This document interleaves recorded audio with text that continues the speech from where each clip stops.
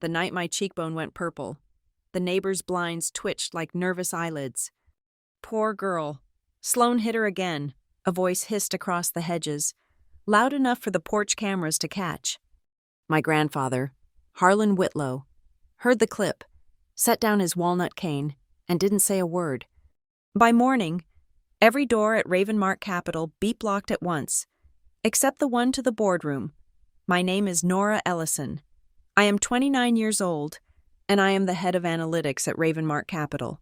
Tonight, that title means nothing. The city of Grayford is drowning. A cold, relentless October rain shears sideways, turning the manicured lawns of Alder Row into dark, shimmering mirrors. I'm standing by the sliding glass door of my father's house, watching one of those mirrors. The motion-activated security light clicks on, illuminating the patio, and in the reflection, I see the damage. A swollen, grotesque map of purple and blue is blooming across my left cheekbone, tight and hot, pulling at the corner of my eye. I am, by nature, a person who deals in data. I find patterns in chaos. I build models to predict risk. I quantify everything. The rain, for instance, is falling at a rate of 1.2 inches per hour, angled by a northeasterly wind at 15 mph. The glass is cold, approximately 48 degrees Fahrenheit. The skin on my cheek is 101.4 degrees. A localized fever. Facts. Measurable. I look down at my wrist. A thin, cracking line of dried blood, dark as rust, traces the vein from my watch band to my knuckle. I don't remember when that happened. In the garage, probably. The concrete floor was slick with oil and wet leaves. My hand must have skidded when I fell. No one will believe you. Sloane's voice still hangs in the air. A toxic vapor. It was a whisper, but it had the density of a threat. She'd stood over me, her designer raincoat dripping onto my blazer, her face a mask of calm, reptilian satisfaction. She hadn't even raised her voice. She never does. The violence is quiet, efficient. The words are the real weapon. Then, the metallic slam of the garage door rolling shut, sealing me in the dark. I stayed there for 10 minutes, just listening to the hum of the freezer and the rain hammering the roof, collecting myself, analyzing. Now, standing in the living room, I hear a different sound cutting through the storm, a low murmur. Across the meticulously trimmed hedges separating our property from the Callahans, a blind twitches, a gap in the vinyl slats. I see two silhouettes, heads bent together. "Hit her again," a voice hisses. It's Mrs. Callahan, her whisper carrying on the wet wind. Poor girl, Sloane. A different sound joins the mix, a soft, digital chime. My gaze shifts to the corner of our porch, where the white dome of the new security camera is mounted. A tiny blue light is active. It's not just a camera, it's a doorbell cam. It records audio on motion, or when the neighbors are whispering loud enough to trigger the sensor. The chime means the clip has been saved to the cloud. The Callahans see me looking, the blinds snap shut. The house is silent, empty. Sloane has taken her Tesla, probably to a wine bar in the city to establish an alibi, to laugh with friends who admire her My father, Grant, is at a dinner meeting. He is always at a dinner meeting. I pull out my phone. My hand is perfectly steady. I open the security app. The new event is already there.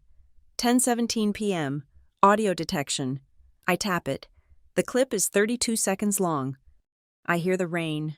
I hear the wind. And then, clear as a bell, Mrs.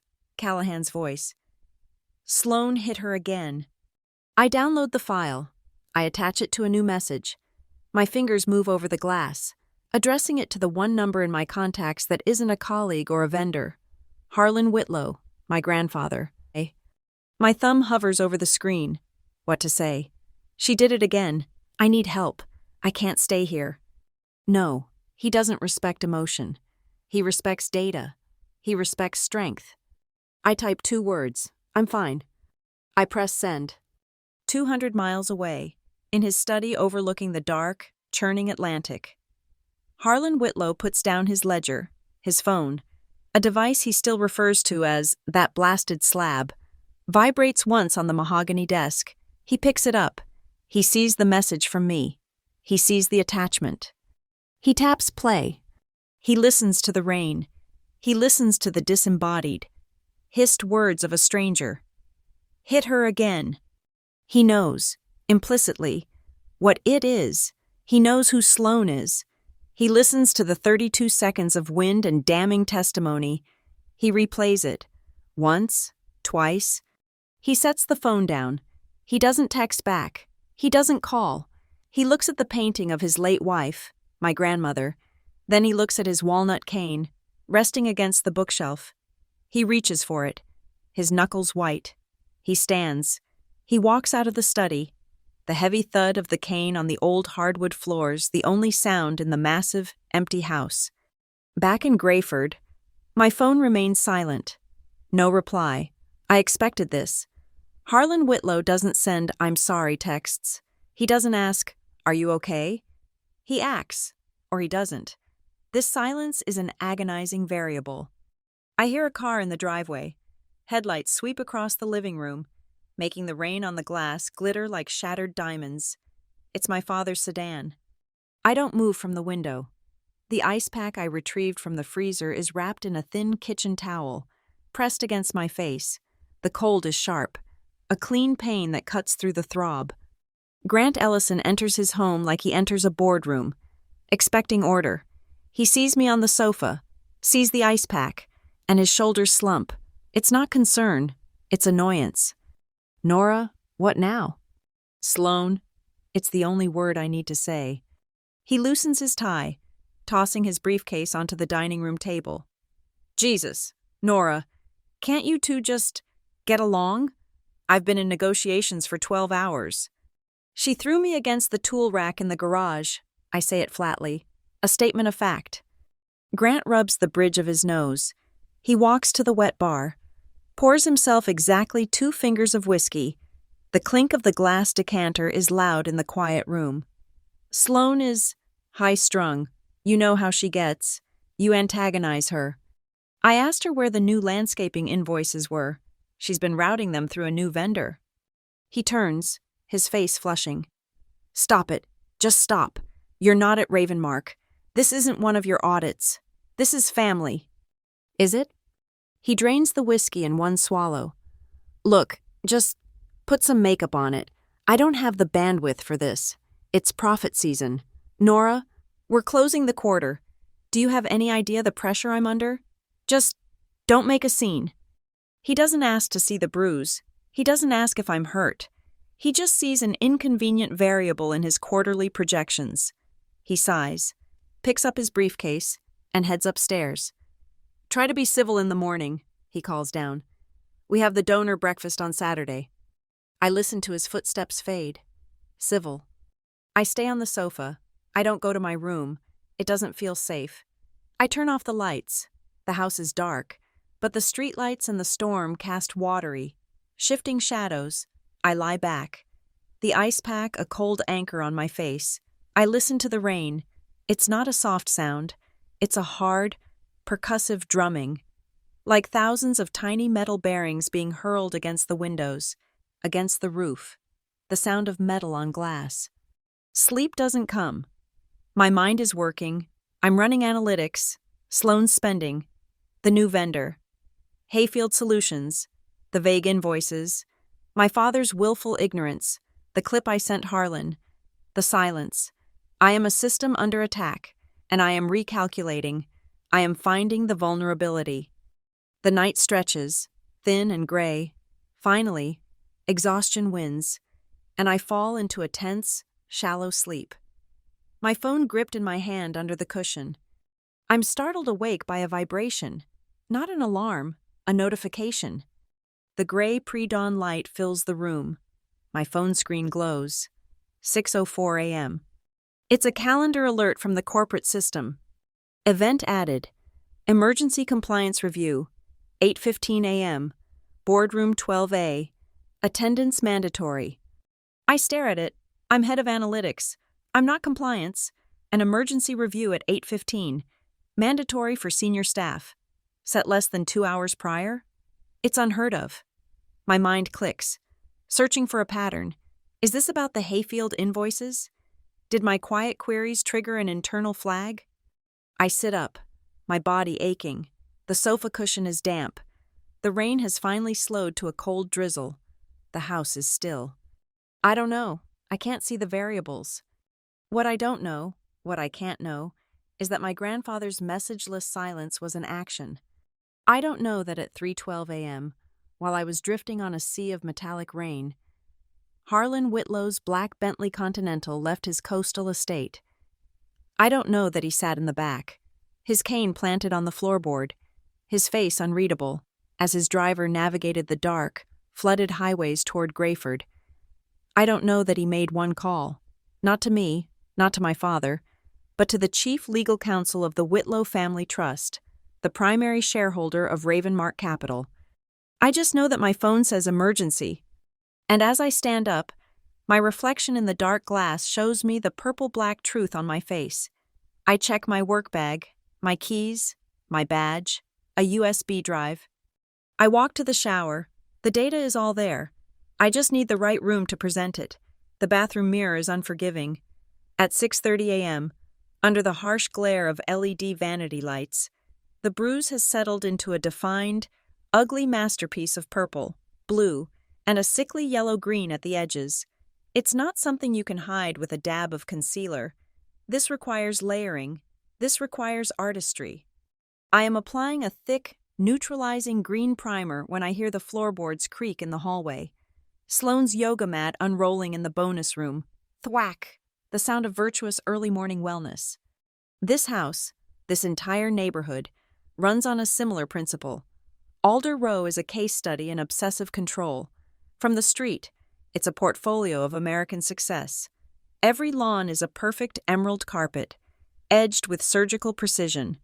American flags hang from porch columns, tastefully illuminated. There are no unmoved recycling bins, no peeling paint, no visible weeds. But inside our house, number 12, the air is different. It doesn't smell like home. It smells of industrial-strength bleach, which Sloane has the cleaning service use daily, and a faint, metallic tang I've always associated with fear, the smell of a held breath. My reflection stares back. The eyes are my mother's. She's a ghost in this house, a faint, sepia-toned photograph in my father's study that Sloane has, so far, tolerated. My mother died when I was 12, cancer. It was fast, clean, and tragic. It fit the narrative. Sloane arrived 18 months later. She didn't glide into our lives on a wave of grief and healing. She arrived with a portfolio, a professional studio smile, gleaming and white, hair the color of expensive champagne, and a prenuptial agreement so thick it looked like a corporate merger document. My father, Grant, a man who appreciates structure, was clearly impressed. Sloane wasn't a romance. She was an acquisition, a beautiful, high-functioning upgrade to the household. My father craves order above all else. His life is a spreadsheet. Dinner must be served at 7 p.m. His single malt whiskey must be poured to the two-finger line. No more, no less. His compliments to Sloane are timed for maximum effect, usually when she presents a new, astronomically expensive piece of art for the foyer. Wonderful. Sloane, truly, your eye is impeccable. I am a rounding error in his calculations, an inconvenient data point. My very presence, my analytical nature, my refusal to mirror Sloane's polished emptiness, is a disruption. The solution, for years, has been avoidance. I learned to make myself scarce. I go to work at Ravenmark Capital before the sun is up. I stay until the cleaning crews are running their vacuums. My keycard, the laminated plastic rectangle with my photo and security clearance, is more than an access badge.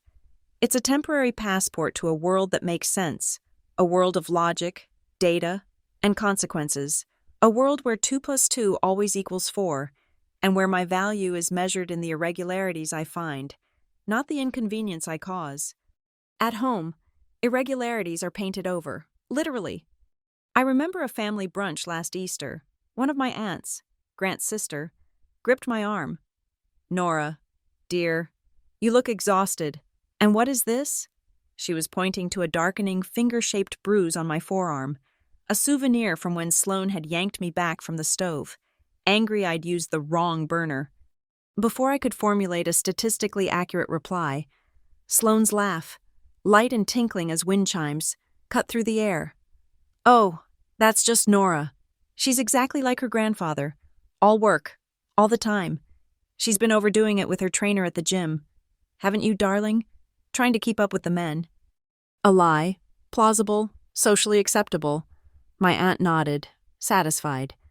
"Well, don't push too hard, dear. You have to maintain some softness." I looked at Sloane. She smiled at me, a quick, cold flash of triumph, and I understood. The truth was messy. It was unpleasant. It would require action, confrontation. A lie about overdoing it at the gym was clean. It required nothing but a sympathetic nod. Everyone in my family, my father chief among them, will always choose the clean lie over the messy truth. Everyone except Harlan. My grandfather, Harlan Whitlow, rarely intervenes. He didn't call after my mother died. He sent a car, flew me to his estate for 2 weeks, and never once mentioned her name. He didn't talk about grief, or loss, or feelings. Instead, he sat me down in his vast, wood-paneled library and taught me double-entry bookkeeping. I was 12, numb and silent, and he put a leather-bound ledger in front of me. "The world is full of stories. Nora," he'd said, his voice like gravel. "People will drown you in them. Grief, joy, excuses, reasons. They are all noise. Do you know what doesn't lie?" He tapped the ledger. "The numbers. Learn to balance the books. Balance your own books. Don't trust a single story, not even the ones you tell yourself, until you've audited the facts."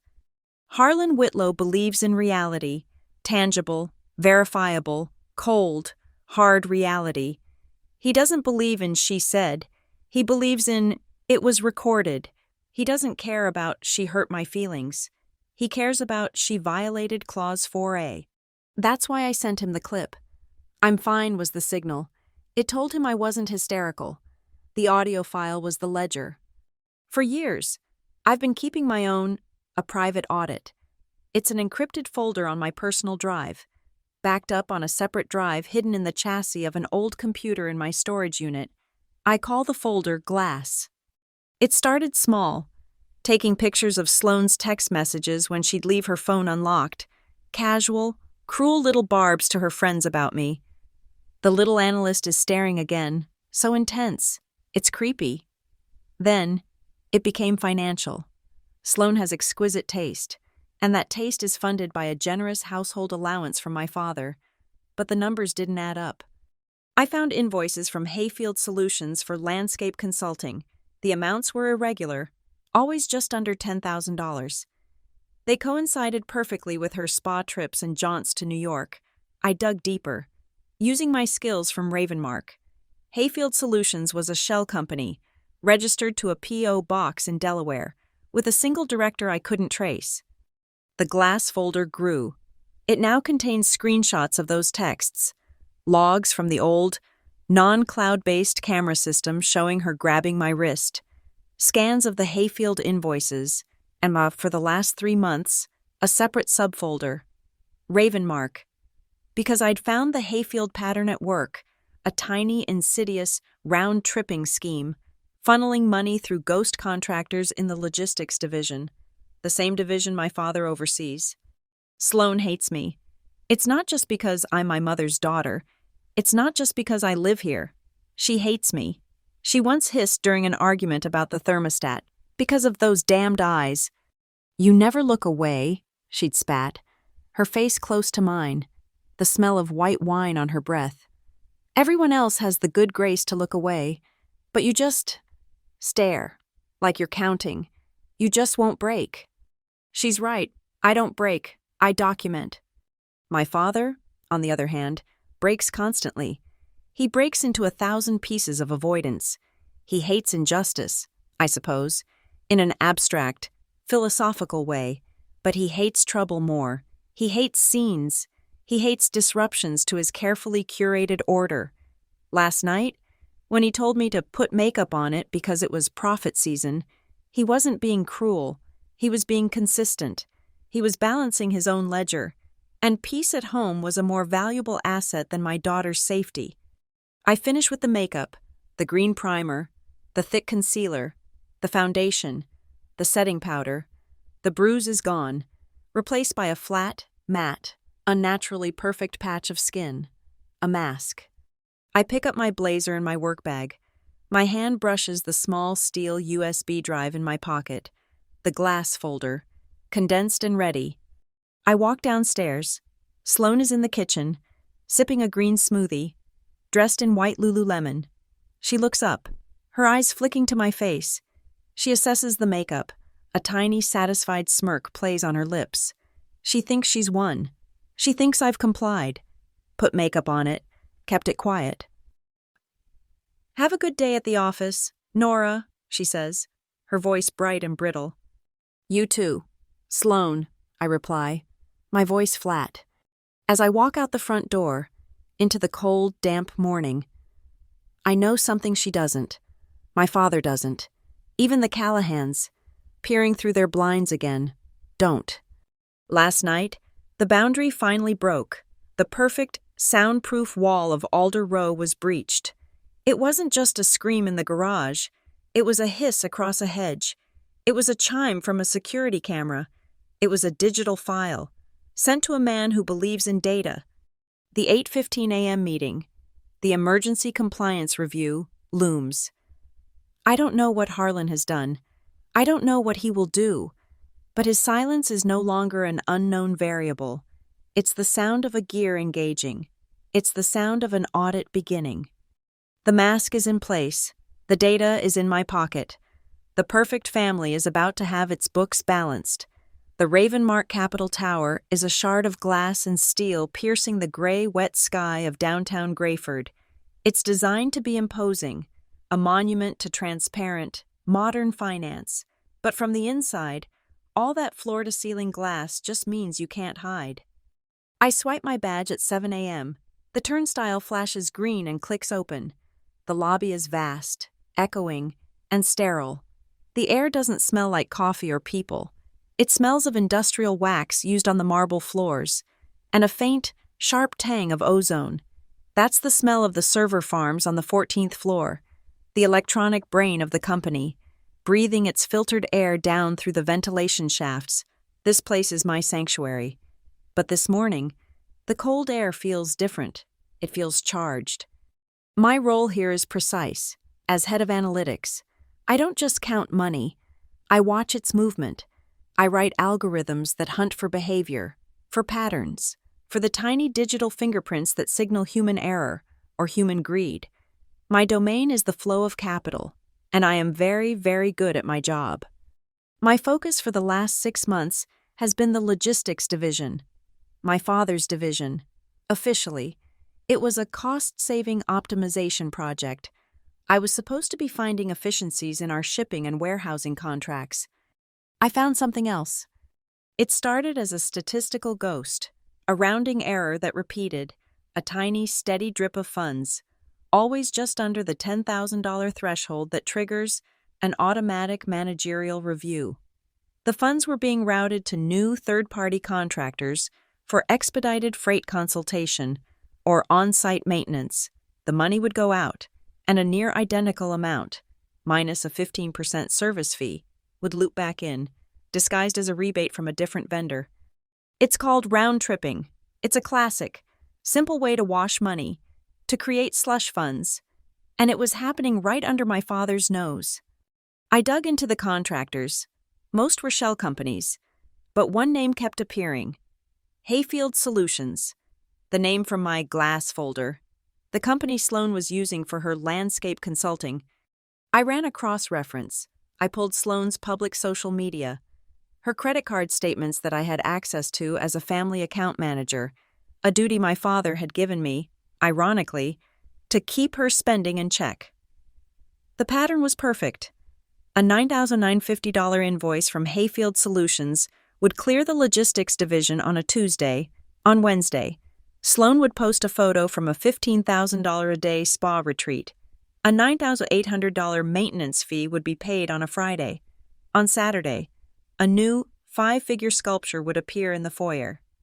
The logistics division of Ravenmark Capital was funding my stepmother's lifestyle, siphoned off in increments small enough to be dismissed as operational noise. I followed protocol.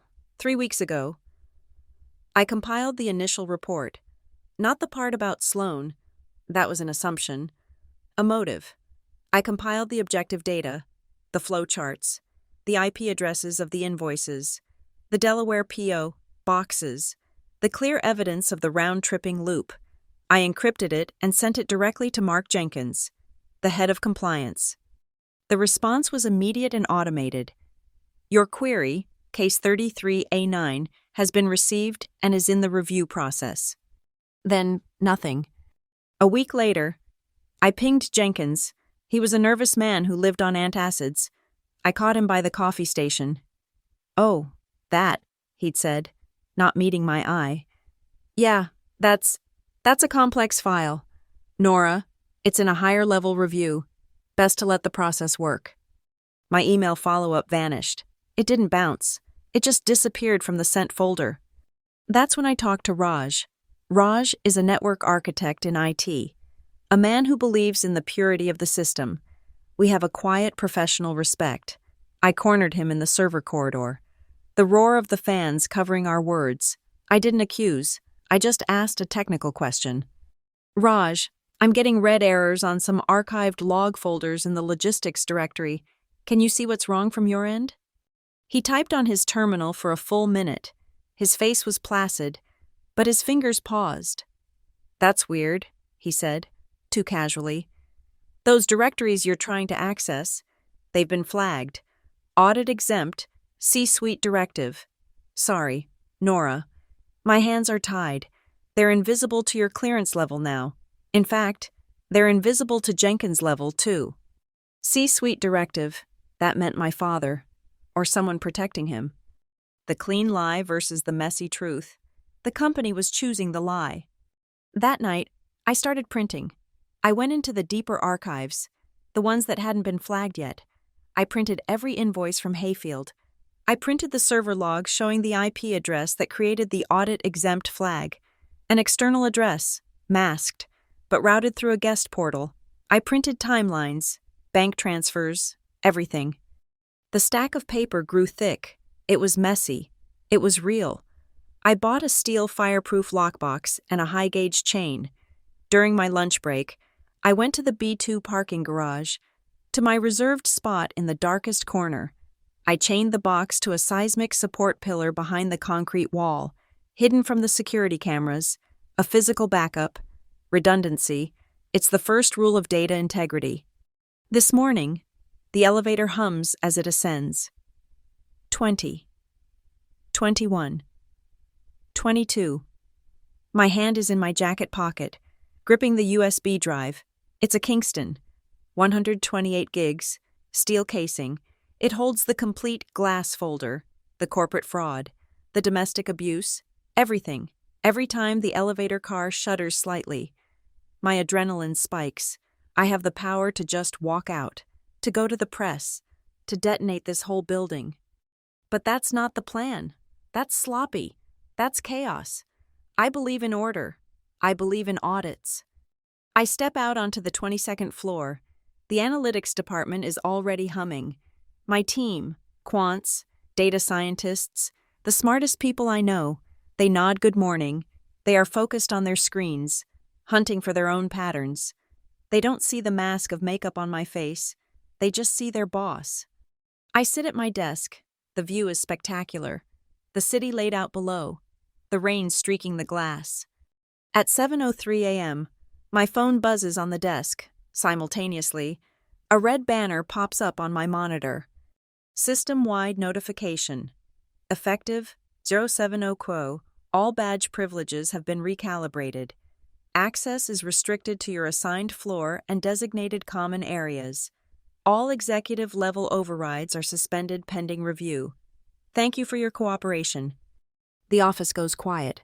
I hear a dozen mice click, then stop. What the hell? My deputy mutters. Did we get hacked? It's a compliance drill, I say, my voice steady, but my heart is hammering. Recalibrated, suspended. This isn't a drill. This is a lockdown. My fingers fly across the keyboard. I still have C-suite calendar access. I pull up the executive schedule. The 8:15 a.m. meeting is there. Emergency compliance review. But now I see the details. The attendee list isn't just senior staff. It's the entire board of directors, or their legal proxies. It's my father. It's Mark Jenkins. It's the head of IT. And I see the convener, the one who called the meeting. It's not our CEO. Meeting requested by Harlan J. Whitlow, exercising proxy rights, Whitlow Family Trust. I stare at the name. He got the clip. He heard the whisper. And in the 5 hours since, he didn't just call me. He didn't just drive to Grayford. He picked up the phone and, with the power of his majority stake, he seized control of the entire goddamn building. The 6:04 a.m. invite was for me. The 7:03 a.m. lockdown was for everyone else. It was to stop the shredders, to freeze the hard drives, to lock Mark Jenkins and my father out of the systems they'd use to hide the data. I look at the USB in my hand. Harlan doesn't need this to start the fire. He just needs it to prove who lit the match. My phone buzzes again. A text from a number I don't recognize, but I know who it's from. One word. Soon. I stand up. I smooth my blazer. The makeup on my cheek feels like armor. It's 7:10 a.m. The audit has begun. My phone buzzes on the desk. 7:46 a.m. I had been staring at the soon text for 10 minutes, my mind mapping scenarios. This new message is from the same unknown. Secure number. One sentence. Bring the box. My blood runs cold, then hot. The box. The fireproof steel case chained to a pillar in the B2 parking garage. My physical backup. My glass folder in hard copy. He knows. Of course he knows. He taught me to balance the books. He knew I'd keep a second ledger. I stand up. My deputy, sensing the shift in atmosphere, just watches me. I'll be in the 8:15 review, I say, my voice clipped. I walk to the elevators. I press the button for the B2 garage. My recalibrated badge should not work. My access is restricted to the 22nd floor. I hold the badge to the panel. The light flashes green. Harlan has cleared a path. The elevator car is a quiet, mirrored cube, dropping me from the executive heights to the concrete foundation. The smell of wax and ozone gives way to damp cement and exhaust fumes. My heart is a trapped bird, beating against the steel walls of the elevator, a frantic, syncopated rhythm against the steady ding of the floors passing. B2 is empty, cold. The lights flicker, triggered by the elevator's arrival. My footsteps echo, too loud. My spot, 201, is in the furthest, darkest corner, next to the seismic support pillar. I kneel on the oily concrete. The box is there, black and solid. The chain is thick. I take the key from a magnetic holder hidden inside the wheel well of my car. The lock clicks open with a sound like a breaking bone. The box is heavy, not just with paper, but with 3 years of quantified misery, 3 years of invoices, screenshots, timelines, and photographs of bruises, all dated, all cross-referenced. I close the lock, leaving the chain, and hug the cold metal case to my chest. I walk back to the elevator. My reflection in the polished steel doors is a distortion. A pale woman in a sharp blazer, clutching a black box, her face a mask of makeup. Ascent. Floor 12. The doors open to the executive corridor. It's silent. The lockdown is total. No assistants are at their desks. The doors to my father's corner office are dark. Boardroom 12A is at the end of the hall. The glass is frosted, opaque. I can see 2 silhouettes inside. I push the door open. The room is freezing. Harlan Whitlow is at the head of the long glass table. He is not alone. A woman in a severe dark gray suit stands to his right, a tablet in her hand. She is no one I recognize from Ravenmark. She radiates an aura of expensive, lethal competence. This is not corporate counsel. This is his counsel. Nora, Harlan says. His voice is the same gravel I remember from the library. Harlan? I place the steel box on the glass table. It lands with a heavy, definitive thud. Harlan doesn't look at the box. He doesn't look at me. He is looking at his cane, which is already lying flat on the table. It's a beautiful, antique thing, rich, dark walnut, polished by a century of use, topped with a heavy, unadorned silver handle. It looks like an artifact from another, slower time. But it's not. As I get closer, I see it, near the handle, where the silver meets the wood, is a tiny, countersunk LED, glowing a faint, steady green. It looks like the eye of an insect. Harlan nods to the woman, Ms. Vane. Ms. Vane, the lawyer, looks at me, then at Harlan. Her voice is a flat, dry monotone. Mr. Whitlow, for the record, you received a secure audio file from Ms. Ellison at 10:18 p.m. last night. Correct, Harlan says. And you immediately invoked the clarity clause. I did. Please confirm the status of your personal assurance device. Harlan slides the cane across the glass. It's active. It records impact, telemetry, an ambient voice, GPS logged, time synced to the WW atomic clock. The chain of custody is intact. I stop breathing. My God, the cane. The cane is a black box. I'm flashing back to every silent dinner, every tense holiday. Harlan sitting in the corner, his hand resting on that silver handle. He wasn't just observing, he was recording. I look at Harlan. I finally understand. His silence last night, the lack of a reply, the lack of a call to my father. He didn't text back. He didn't engage. Because from the second he heard that 32-second clip from my porch camera, I was no longer just his granddaughter. I was a beneficiary under threat. He wasn't a family member. He was a trustee executing a protocol. He didn't speak.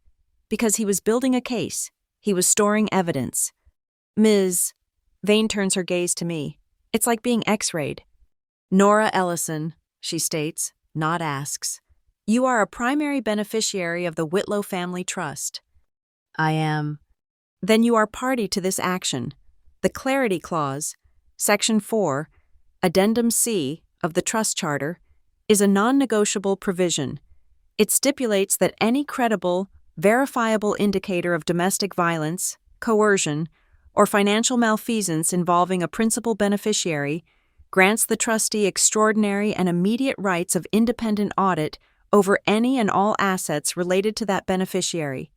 She lets the words hang in the cold air. You, she continues, are a trust asset, Ms. Ellison. Your well-being is a metric. But Ravenmark Capital, in which the trust holds a 34% minority stake, is also an asset. Your father's employment, and by extension, his wife's financial access to this company, are contingent upon that asset's integrity. This is the weapon, not a corporate bylaw, a family trust, written by a man who anticipated the moral failings of his descendants. Your grandfather's investment in this company, Ms. Vane says, tapping her tablet, came with an ethics addendum, a quiet little rider on every executive contract. The Clarity Clause activates that addendum. It supersedes all internal protocols. This is it. This is the mechanism. At 4:15 a.m., Ms. Vane says, acting on Mr. Whitlow's instruction, my office issued a legal hold and data preservation order to Ravenmark's IT, compliance, and executive divisions, as well as to your father's personal financial managers. We also engaged our retained external audit partners, who are currently on the 10th floor, imaging the servers. She looks up from the tablet, her eyes cold. As of 4:15 a.m., deleting a single text, shredding a single invoice, or even clearing a browser cache is not a violation of company policy. It is a federal offense for the obstruction of justice. The trap wasn't set. It had been sprung hours ago. They were just letting the targets walk deeper into it. Harlan finally looks at me. His eyes drop to my left cheek, where the thick makeup is caked over the bruise. His face doesn't change, but his grip on the table tightens. He doesn't have to ask. He has the neighbor's audio. He has my silence, and now he has my face. He nods, once, to the steel box I brought. "Is that your ledger, Nora?" "It is," I say.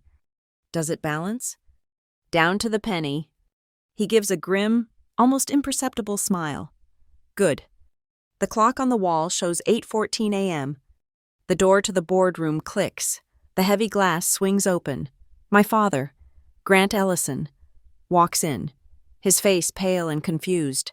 Mark Jenkins from compliance follows him, sweating, clutching a folder, and behind them, Sloane, dressed in a cream-colored power suit, her face a mask of indignation. "Harlan," my father sputters. "What is the meaning of this? A lockdown? My badge isn't working." Sloane sees me. She sees the box. Her eyes narrow. "Nora, what did you do?" Harlan Whitlow picks up his walnut cane. He plants it on the floor with a hard, solid thud that silences the room. "Sit down, Grant," he says. The audit has begun. It is 8:15 a.m. The second hand on the wall clock clicks to the 12. As if tethered to it, a soft, triple chime sounds over the building's hidden PA system. The voice that follows is calm, automated, and absolute. "This is a mandatory compliance drill. All employee badge access is temporarily suspended. All network access is restricted. Please proceed to your designated muster stations.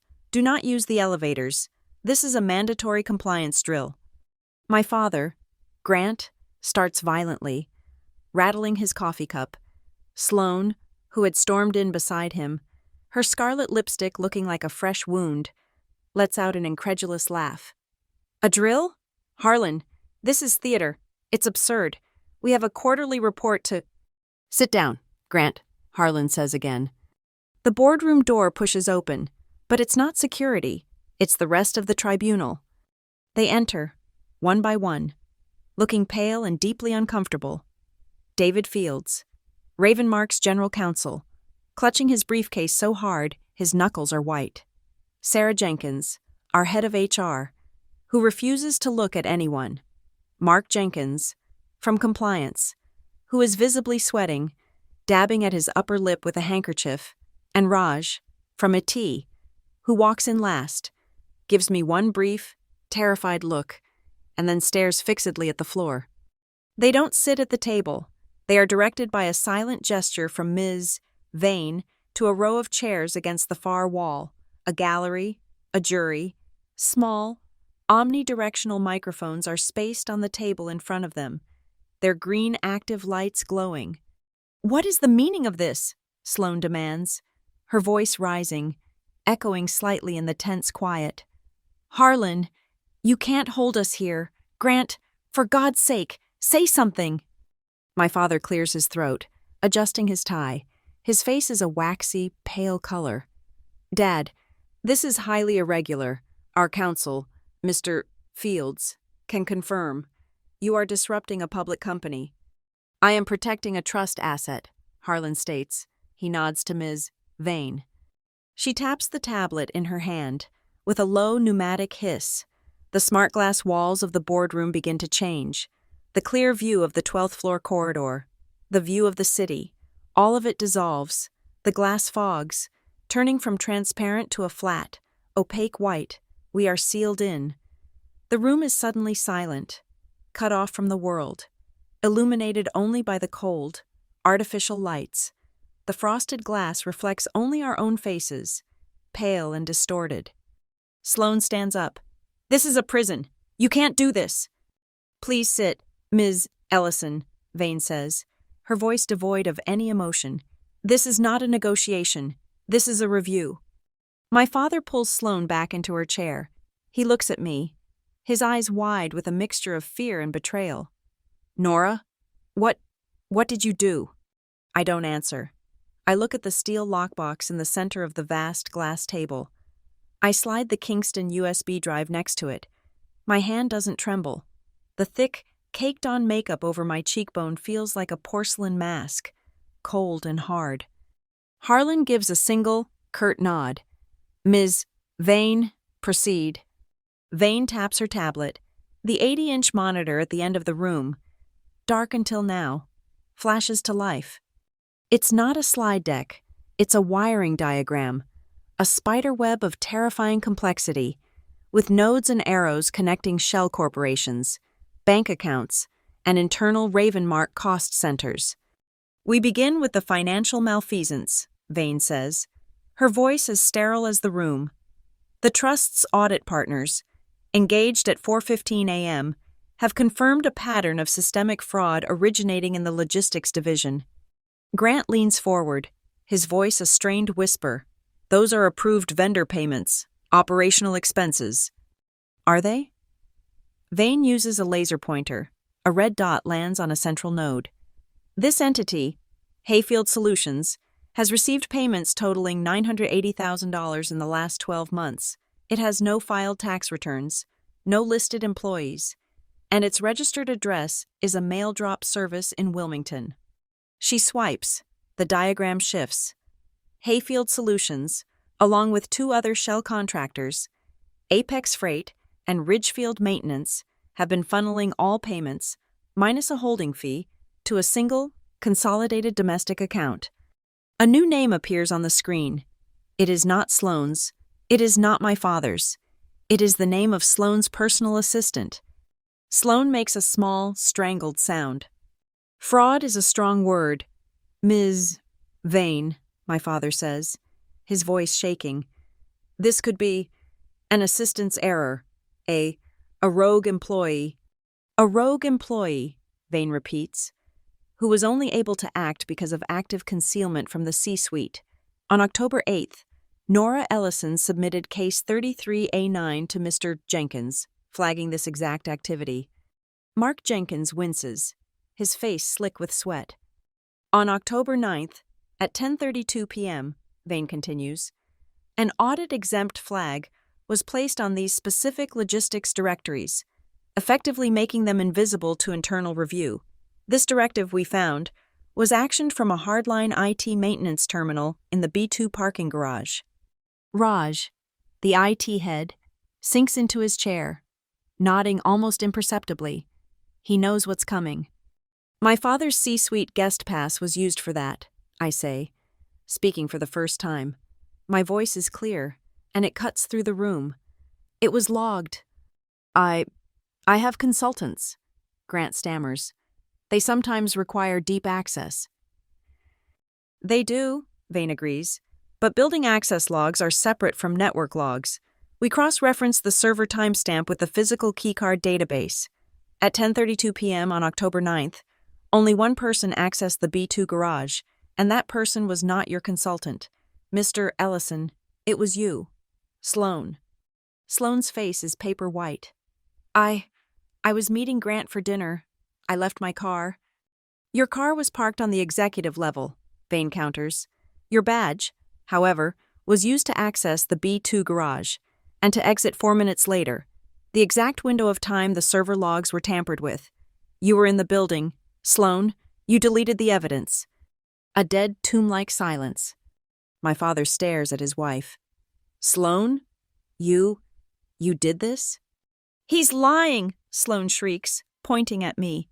She's lying. She set me up. This is all her... This bitch. She's been trying to ruin me since I married you. The fraud, Harlan says, his voice a low rumble, is the secondary charge, the reason we are here. Vane nods. We now address the primary activation of the Clarity Clause, the evidence of domestic violence. No! Grant slams his fist on the table. I forbid this. This is a family matter. It has no place. It was a family matter, Ms. Vane says, her voice dropping. Until you, Grant, chose to ignore it, it became a trust matter when the beneficiary was physically harmed, and it became a corporate matter when you, Sloane, used company funds, siphoned through fraud, to create a power base that you then use to intimidate and harm a company employee. You have no proof, Sloane screams, her voice cracking. You have nothing. It is her word. It's her ridiculous, jealous word against mine. No one will ever believe her. Vane looks at Sloane with a cold, analytical curiosity. You are correct. We do not rely on her word. We rely on data. She taps the tablet. The spiderweb vanishes. It's replaced by an audio file, marked Exhibit A, Neighbor Cam 102625 22.17 MP3. A waveform monitor appears. This file, Vane says, was captured last night by a neighbor's porch camera. The microphone is rated for 120 decibel capture at a 40-foot range. We have analyzed the ambient noise, the coordinates, and the timestamps. They are intact. She presses play. The room fills with the sound of cold, driving rain. Then, a sharp, wet thud, a sound of impact, a person gasping. Then, Sloane's voice, high and clear, cutting through the storm. No one will believe you. A pause, the slam of the garage door. Then, a new voice, a whisper, much closer to the microphone. The neighbor. My God. Sloane hit her again. The audio clip ends. The silence that follows is absolute. It is a vacuum. Sloane is frozen, her mouth open, the words she was about to scream, dead on her lips. My father looks like he has aged 20 years. He's staring at his hands, shaking, on the glass table. Sloane turns, her eyes wild, desperate, landing on Harlan. It's a deep fake. It's taken out of context. No one will believe that. Harlan Whitlow leans forward. He has not moved. His gaze is fixed on Sloane, but his words are for me. He speaks, his voice barely above a whisper, but in the soundproofed, suffocating quiet of the boardroom, it lands with the force of a judgment. We will, Harlan's words, we will. Hang in the frozen air. They are not a comfort. They are a judgment. They are the sound of a door locking. Sloane seems to deflate.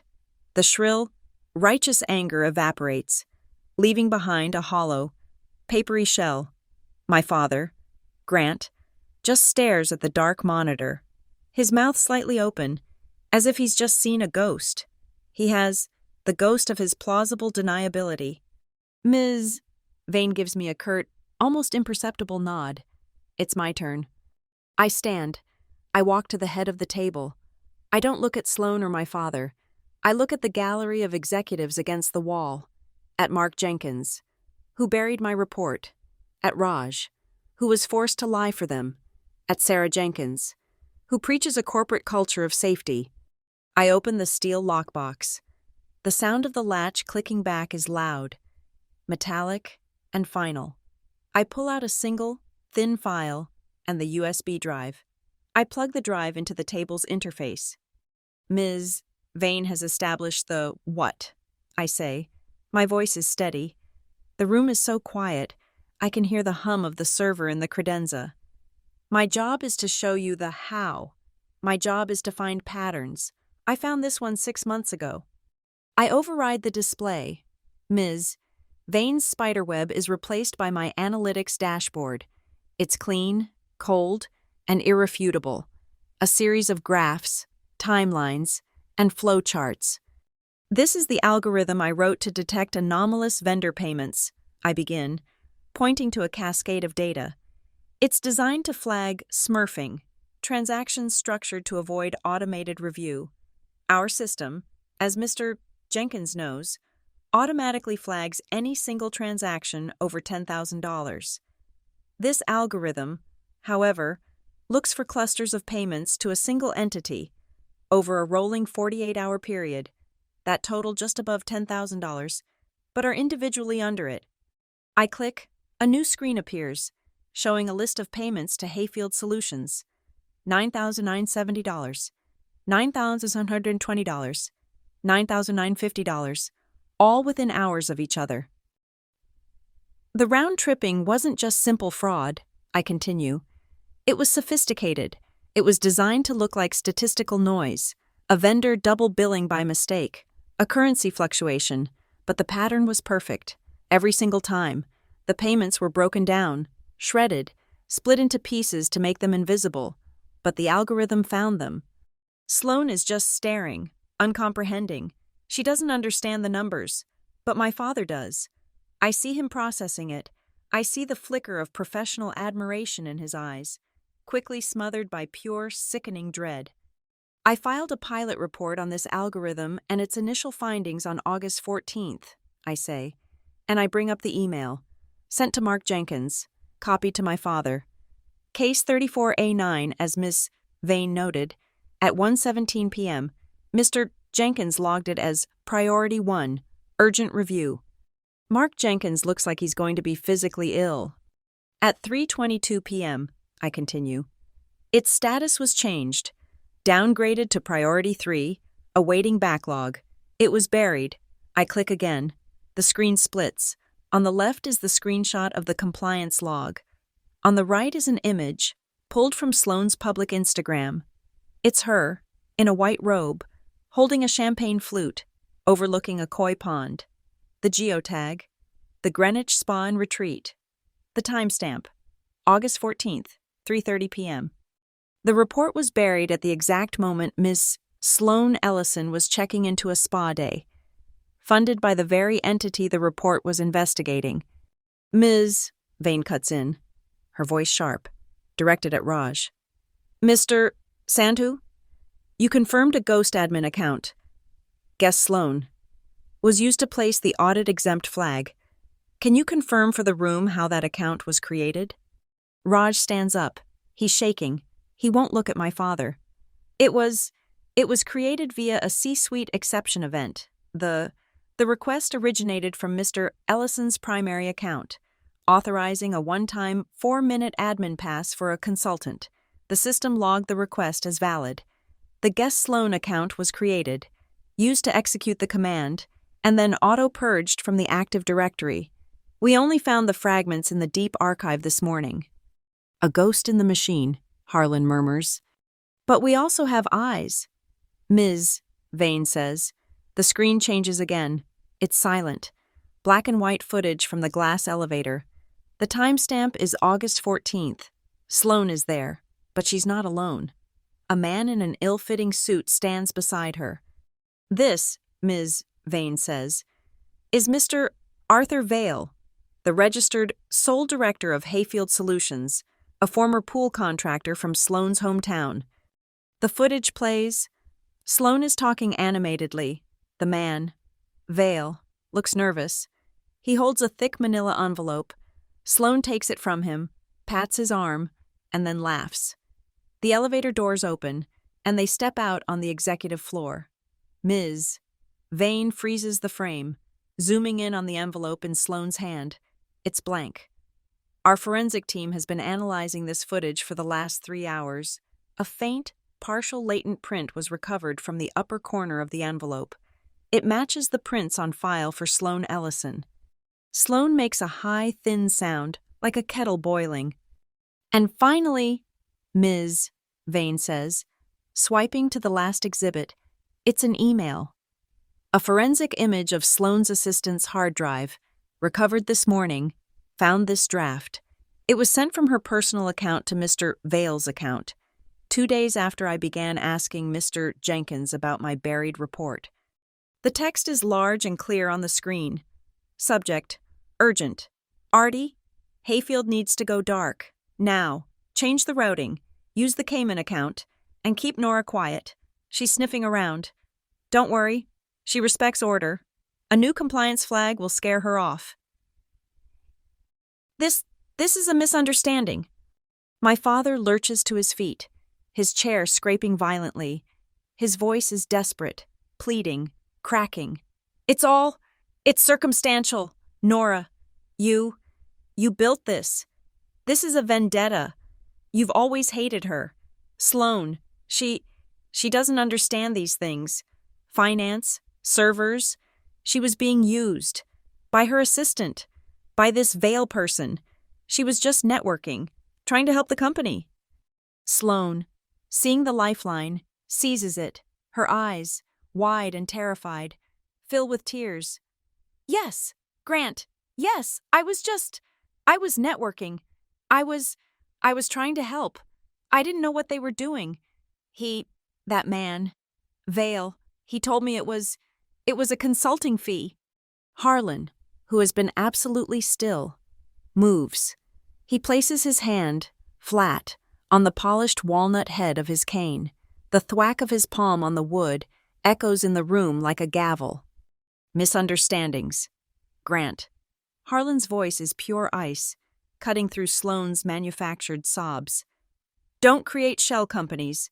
They don't launder nearly $1 million. They don't require ghost admin accounts to hide them. And they certainly don't leave fingerprints on blackmail envelopes.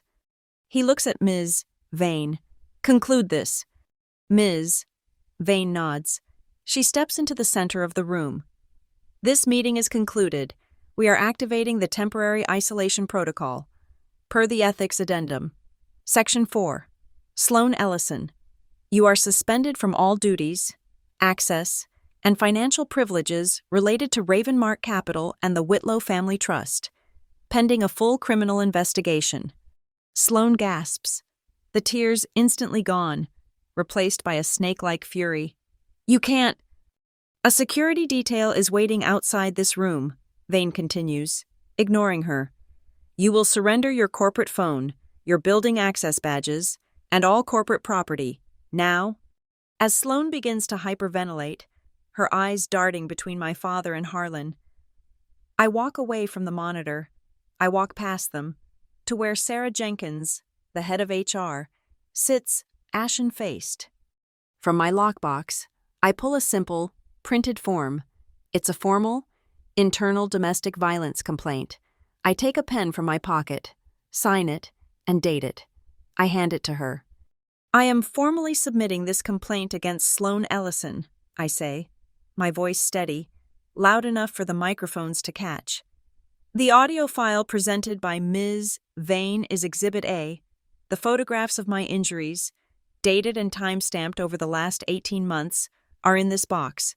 They are Exhibits B through G. The chain of custody is intact. Sarah Jenkins, her hands trembling, takes the paper. This is no longer just a trust matter, or a legal one.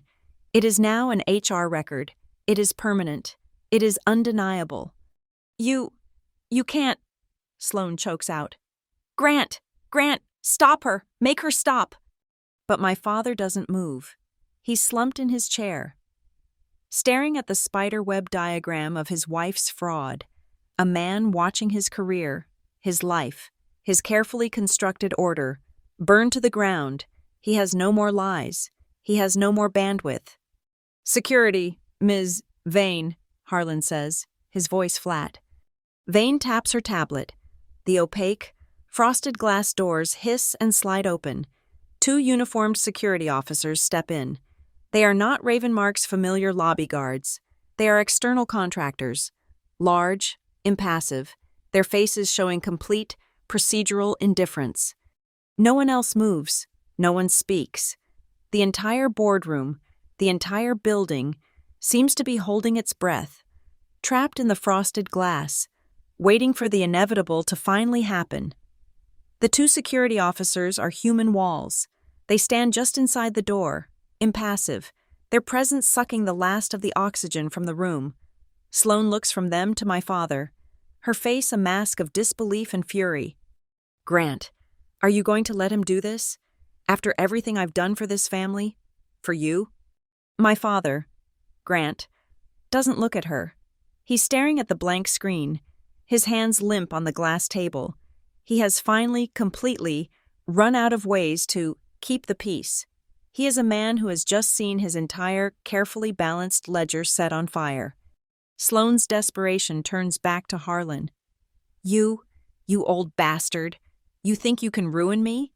This company will sue you. This is libel. This is... Quiet, Harlan says. It is not a request. He turns his head, not to Sloane, but to Raj from a T, who is still standing by the wall, looking as if he's about to faint. Mr. Sandhu, Harlan commands. The compliance drill audio. Is it still active? Yes, Mr. Whitlow, Raj stammers. It's piped to all muster stations, per the drill protocol. Patch it through to the all-company intranet, video and audio. I want a live stream from this room's monitor and microphones. Push to every locked terminal in this building. Now. Raj's eyes widen. Sir, that's 2,000 employees. I am aware of how many people I employ, Harlan says. Do it. Ms. Vane adds, and disable all communication out of the network, internal only, total broadcast containment. Raj's fingers fly on his own tablet, across the building, in 24 break rooms and conference halls. 2,000 employees, huddled and confused, see their locked computer monitors, which had been displaying a placid compliance drill in progress screen, suddenly flash to life. They are now looking into boardroom 12A. They see the pale, shocked faces of the executive team. They see the security guards. They see Grant Ellison, slumped in his chair. They see Sloan, trapped, and they see Harlan Whitlow, standing at the head of it all, his cane planted like a flag. We will not be using names. Harlan's voice booms simultaneously in the room and from the speakers of 2,000 laptops. We will be presenting facts. This company is compromised. The rot stops today. He nods to Ms. Vane. She steps in front of the monitor, and the broadcast feed switches to her screen. This, she announces, is a forensic summary. At 04:15 this morning, an external audit was triggered by the Whitlow Trust. We immediately found evidence of systemic financial fraud. The screen fills with the spiderweb of round-tripping payments. The chat sidebar on the employee's intranet explodes. What is that? Is that logistics? Who is Hayfield? A live stream? It's happening. Vane is ruthless. She doesn't pause. She presents the evidence in a rapid, clinical, devastating montage. The video cuts from the flowchart to the server logs. The fraud was actively concealed using a C-suite exception, hiding the data from our own compliance division. The chat, guess Sloan? That was the C-suite override? Jenkins looks sick. The account was accessed from the B2 garage. Vane continues. The screen cuts to the black and white elevator footage. Sloan, in sharp, clear focus, next to the nervous man. Arthur Vale. Sloan taking the envelope. The intranet chat simply erupts, a waterfall of text so fast it's unreadable. Is that Sloan Ellison? OMG. That's Grant's wife. What is in the envelope? Who is that guy? This is the individual who controlled the shell corporations funneling nearly $1 million from this company, Vane says. The funds were then tracked to a private account controlled by Sloan Ellison's personal assistant. And then, Vane plays the final card. The screen goes black, displaying only an audio file icon. The catalyst for this audit, she says, her voice dropping. Was this a security file? Time-stamped 10:17 p.m. last night. She hits play. The sound of rain, the thud, Sloane's voice. No one will believe you. The slam of the door, the neighbor's horrified whisper. My God, Sloan hit her again. The internal chat stops. It doesn't slow down. It stops, as if 2,000 people have simultaneously had the air punched from their lungs. The only sound in the boardroom, and in the 24 muster stations, is the faint, looping hiss of the audio file's empty space. Into this vacuum. Harlan nods at me. I step forward. The live feed switches from the monitor to the room's primary camera. Every employee now sees me. They see me standing next to the display. They see the flat, heavy, skillfully applied makeup on my left cheek. It's a mask, and its very perfection is an admission of the horror it's hiding. My name is Nora Ellison, I say. My voice doesn't shake. I am the head of analytics. It was my algorithm that detected the financial fraud. It was my report that was buried. I raise my hand and I tap, lightly, the caked-on foundation on my cheekbone. This, I say, is why it was buried. This is the HR issue used to silence me, The fraud was the weapon. This is the motive. I turn to the monitor. Here are the numbers. I turn back to the camera. Here is the bruise. A sound rips through the boardroom, a choked, agonizing sob. It's not Sloan. It's not my father. It's a mid-level manager from the logistics division, a man named Bill, sitting in the gallery. He's a man I've seen in meetings for 5 years. He's pale, 50-ish, with pictures of his kids on his desk. He's weeping, his head in his hands. I signed one, he chokes out, his voice captured by the microphones, broadcast to the entire company. Oh God, I signed the one from Ridgefield Maintenance, 9800, for server repair. I knew it was fake. The server room. It's not even on that floor. Sarah Jenkins, head of HR, tries to put a hand on his arm, but he flinches away. Mr. Ellison, Bill sobs, looking at my father. Grant, you told me it was an executive priority. You told me to just sign it and push it through. I have 2 kids in college. I have a mortgage. I was afraid of her, afraid of you. I knew it was wrong. Oh God, I signed it. This is the sound of the company breaking, the fear, the complicity, the rot, exposed, live, for everyone to see. Ms. Vane steps back in, her face a mask of stone. As of 08:25 a.m., the internal trading platform has been suspended. All employee stock options are frozen. We are in full containment. There has been no communication with the outside press. This is an internal matter, and we are cleaning it, internally. The message is clear. We know, we are handling it. Do not leak. Harlan Whitlow remains standing. His back is rigid. His eyes, unblinking, are on the camera. He is letting the silence do the heaviest work. He is letting the echoes of Bill's confession, and my statement, and the neighbor's whisper, settle over the entire workforce. This is not just an execution. It's a corporate exorcism. Sloan, who had been silent, finally understands. This isn't just about a firing. This is about total annihilation. She looks at the security guards. She looks at the door. She looks at the elevator call panel on the wall. She knows. Her badge is dead. The building is locked down.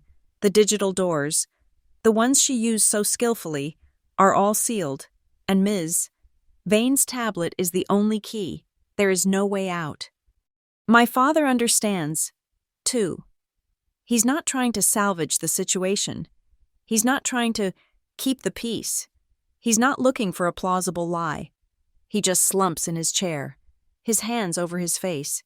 He has, for the first time in his life, stopped. He has accepted the audit. The numbers are in, and he is bankrupt. Harlan raises one finger. Raj, understanding the signal, taps his tablet. The bright live icon in the corner of the monitor winks out. The all-company broadcast is over, but the microphones in the room, the ones recording for the legal record, are still hot. The trap has been sprung. This is just the sound of it being reset. Sloan, who had been staring at the door, her chest heaving, seems to find a new, venomous energy. The fear is replaced by a cold, desperate cunning. This is no longer a corporate fight. It's a family one. "You're a fool, Harlan," she hisses, her voice dropping from a shriek to a predator's whisper. She reaches into her expensive leather handbag, which she had dropped by her chair, and pulls out a folded set of documents. She throws them onto the glass table. They slide to a stop in front of me. "And you," she snarls at me, "are a hypocrite. You want to talk about facts? You want to talk about data? Here's a fact, a binding one."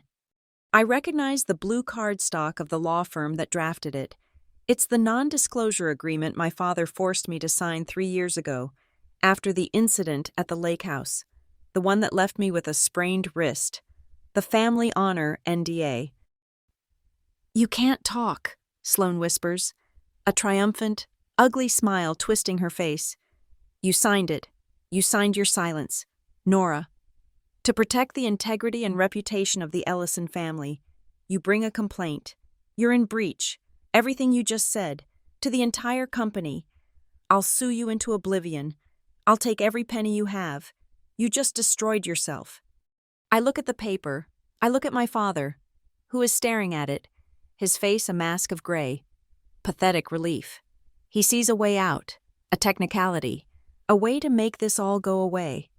Sloan, put it away, he mutters, but there's no force in it. She's in breach. Grant, Sloan yells. She's in breach. Ms.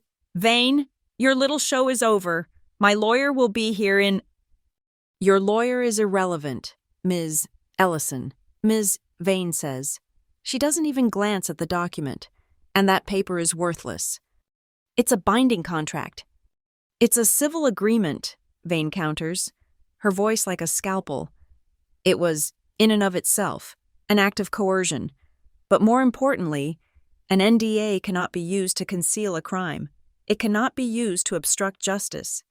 It cannot be used as a shield for felony fraud, or, as of this morning, to silence a victim of documented criminal assault. The second you used corporate funds to facilitate your lifestyle, and the second you struck Ms. Ellison in a way that was recorded by a third party, you voided every clause. Sloan stares at her. The legal argument is a language she doesn't speak. She only speaks leverage. You still have no proof of that, she snaps, gesturing at my face. That audio is just noise. You have nothing but her. I reach into the lockbox. I don't pull out another file. I pull out my personal phone. I had backed up the glass folder to it as a tertiary measure. I unlock it and open my saved messages. I find the text message from last spring, the one she sent me after an argument in the kitchen, when she'd slammed my hand in a drawer and I'd threatened to show my father the swelling. I hold the phone up, my voice flat, reading it into the active, recording microphones. Subject, your attitude. Message, stop this. Stop being dramatic. It's just a hand. Your face heals. Money doesn't. I look up, right into her eyes. You sent this to me, Sloan, from your phone, at 8:17 p.m., April 29th. You were angry I'd questioned a wire transfer to an offshore account. You were reminding me what was important. Money, not me, not the truth. The color drains from Sloan's face. That, she understands. That is data. That is a fact. Dad. My father's voice is a croak. He looks at Harlan, his hands spread wide in a gesture of pathetic surrender. Dad, please, we can fix this. We can pay the money back. We can issue a retraction, a new statement. We can fix this. This is family. Harlan Whitlow, who has been standing silent, finally moves. He plants his cane on the floor and leans on it with both hands. He looks at his son, at my father. His face is not angry. It is carved from a stone of pure, cold disappointment. We are fixing it. That's all he says. The words are a death sentence. And as if summoned by those words, the frosted glass doors slide open again. The two security guards step aside. Two uniformed Grayford police officers enter. Behind them, a plainclothed detective and a woman in a crisp, dark suit I don't recognize. Sloan Ellison? The detective asks, his voice filling the room. Sloan is paralyzed. She can only nod. The woman in the suit steps forward. Ms. Ellison, my name is Detective Harris. This is Officer Miller and Officer Davis. I am serving you with this. She produces a document. An emergency protective order, filed this morning on behalf of Nora Ellison. You are to have no contact with her. You are to remain 500 yards from her person, her residence, and her place of work, which is this building. Do you understand? This is... Sloan stammers. We are also here, Detective Harris continues, to escort you off the premises. You are a person of interest in a criminal investigation regarding assault and financial crimes. We would like you to come to the precinct to answer some questions. The word, precinct. Sloan tries one last, frantic, digital escape. Her hand, which had been on her lap, darts to her phone on the table. She grabs it, her thumb flying across the screen, trying to send one last email, to her lawyer, to her offshore bank, to the press. A brilliant, angry red warning flashes across her screen, bright enough for all of us to see. System-wide lockdown, all outbound traffic blocked, access denied. Raj had done his job well. "Ms. Ellison, please," the officer says, stepping forward. Sloane looks at the phone, then at me. Her face is no longer angry or afraid. It is just empty, the pure, black hole emptiness of absolute defeat. I feel a sudden, strange calm. The storm inside me has passed. I walk to the monitor, where the last image from my presentation is still frozen, the spiderweb of Hayfield Solutions, the $980,000 figure gleaming in the corner. From my lockbox, I take one more thing. It's a 4x6 photograph, printed last night. The first one I ever took, from 3 years ago, the lake house incident. My wrist, swollen and purple, my hand resting on that same blue cardstock NDA. I tape it to the monitor, right next to the $980,000 figure. The fraud and the bruise, the money and the cost, the two truths, side by side, for everyone in this room to see. Two ledgers, finally balanced. "Nora," my father whispers. I turn to him. He is looking at the photograph. He is looking at the numbers. He is looking at his wife, who is now being asked to stand up by a police officer. But he will not look at me. He will not meet my eyes. He bows his head, staring at his clasped hands on the glass table. He has made his choice. He chose the clean lie. And when the messy truth came, he chose silence, the final, ultimate act of complicity. He wasn't just an accomplice to the fraud. He was an accomplice to all of it. I looked down at the NDA Sloane had thrown on the table, the family honor agreement.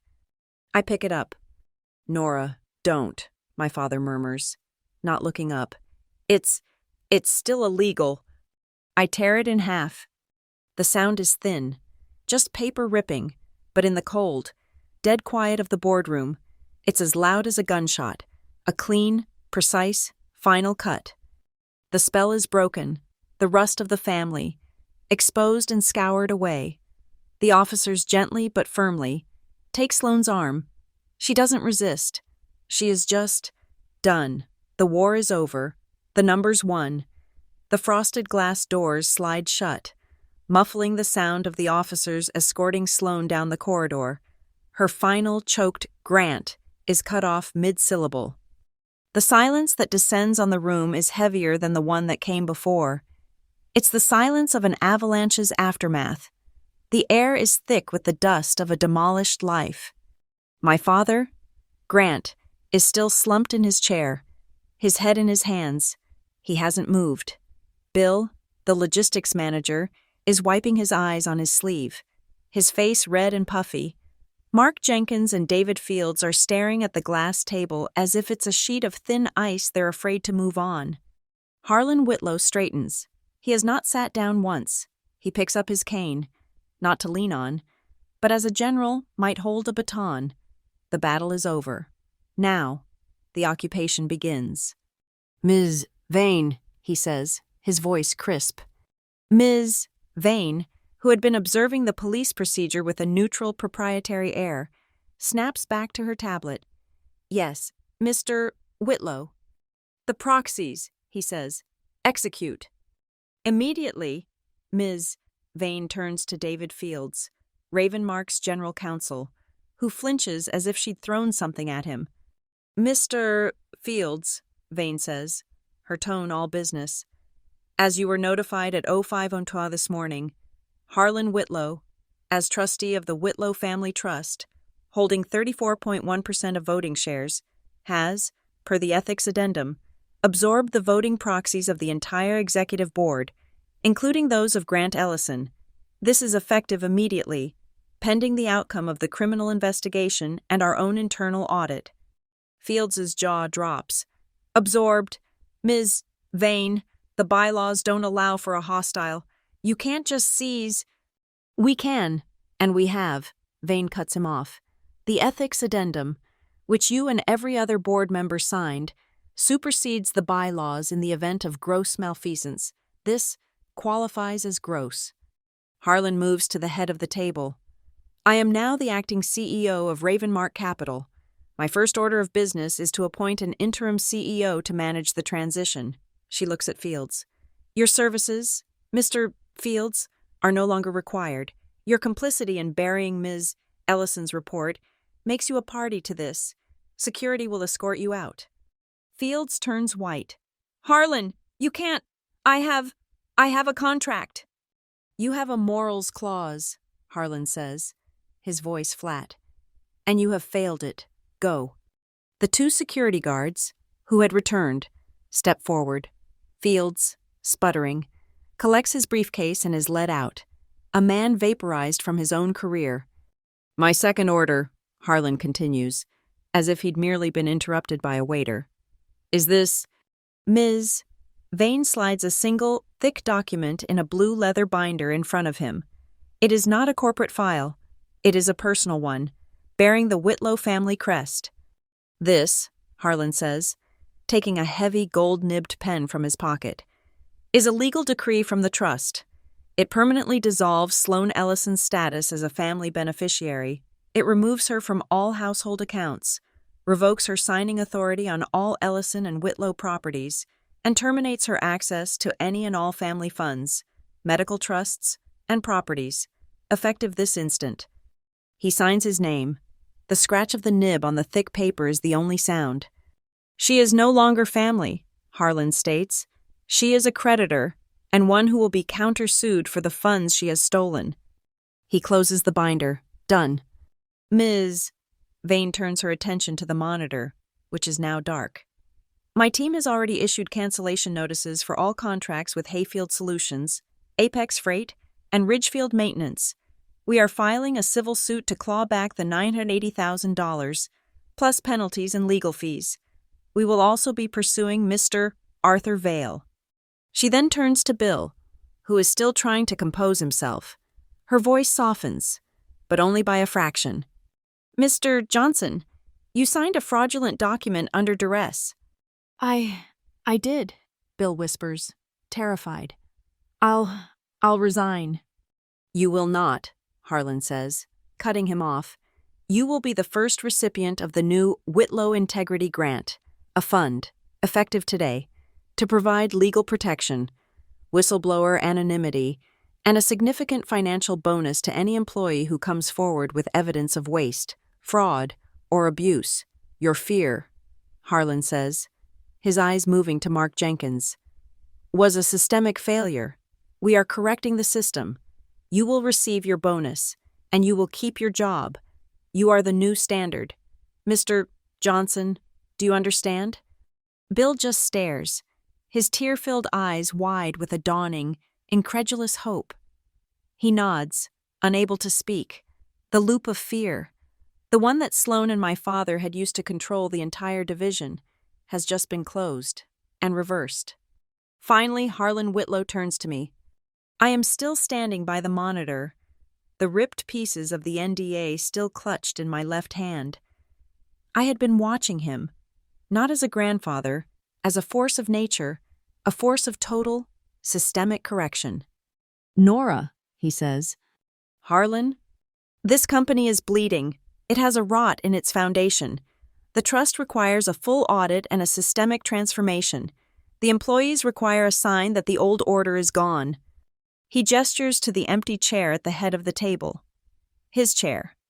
For the next 90 days, you are appointed Director of Transparency Transformation, reporting directly and only to me. You will have Level 1 Alpha clearance. That is full, unrestricted access to every server, every account, every email, and every contract in this building. Your access, he glances at Raj, will supersede all C-suite flags and all legacy audit exemptions. Raj nods, already typing. Yes, Mr. Whitlow, it's done. My phone buzzes. Access granted. Alpha clearance. You will lead the external audit team. Harlan continues. You will rebuild the compliance protocols. You will find every last dollar Sloane and Grant have hidden. You will find every Bill Johnson who was too afraid to speak, and you will fix the system that silenced them. He looks at me, his eyes sharp, analytical, and for the first time, something almost like pride.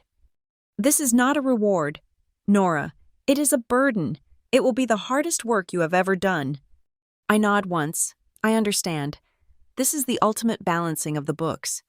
No speeches, Harlan says, seeing me draw a breath. Build. The words land. Build. Not clean up. Not fix. Build. A sound at the door. One of the officers is holding it open. The smell of cold. Fresh rain. Cleansed of the city's grime. Floods the room. It cuts through the stale, adrenalized air. Outside, in the corridor. I can see the black, wet tops of umbrellas passing by the distant windows. People on the street below, moving on, unaware of the corporate war that had just been fought and won. 12 floors above them. They look like dark, moving periods, punctuation marks at the end of a long, terrible sentence. Ms. Vane quietly walks to my father. He is the last piece. He is still sitting, his head bowed. He looks like a marionette whose strings have been cut. Grant, Ms. Vane says, her voice quiet. She slides a final, thin document in front of him. This is an asset separation agreement. It legally and financially firewalls your personal holdings from those of Ms. Ellison.